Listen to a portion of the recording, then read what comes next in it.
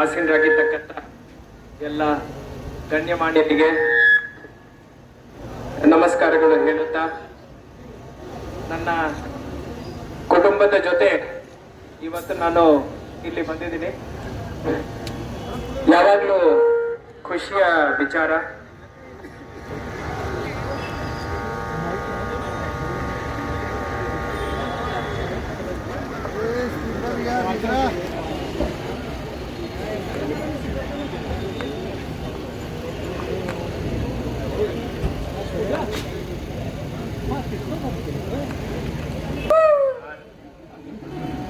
ಎಲ್ಲರಿಗೂ ನಮಸ್ಕಾರಗಳು.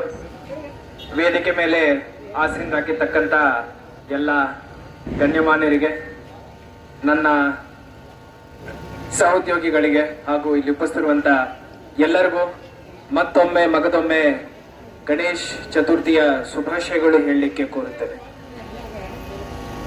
हमारे नगर में, हमारे शहर में सदा अमन कायम रहे.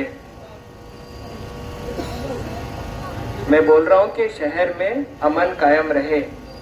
इसके लिए मैं चाहता हूं कि हमेशा शांति बनाए रखें सभी लोग.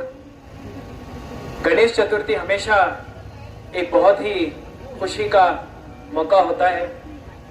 सभी धर्म के लोग, सभी जाति के लोग हमारे शहर में एक होके इस पर्व को मनाते हैं, इस त्योहार को मनाते हैं. आज हमारे साथ हमारे बेळगावी नॉर्थ एमएलए साहब है,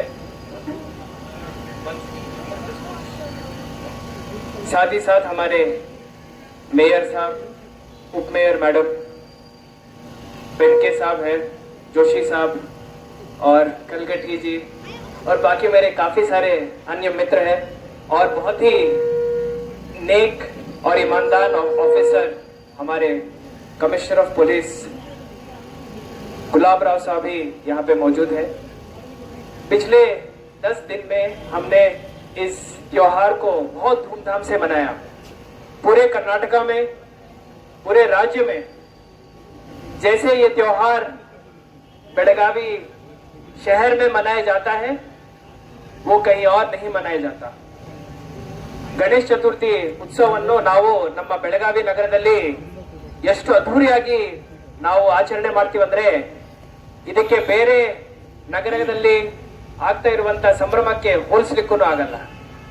ಮತ್ತೊಮ್ಮೆ ಮಗದೊಮ್ಮೆ ನಾವೆಲ್ಲರೂ ಒಂದೇ, ಯಾವುದೇ ಜಾತಿ ಧರ್ಮ ಕುಲ ಮತ ಭೇದ ಭಾವನೆಗಳು ಇಟ್ಕೊಳ್ಳದೆ ನಾವೆಲ್ಲರೂ ಒಂದಾಗಿ ಈ ಹಬ್ಬವನ್ನು ಆಚರಣೆ ಮಾಡೋಣ.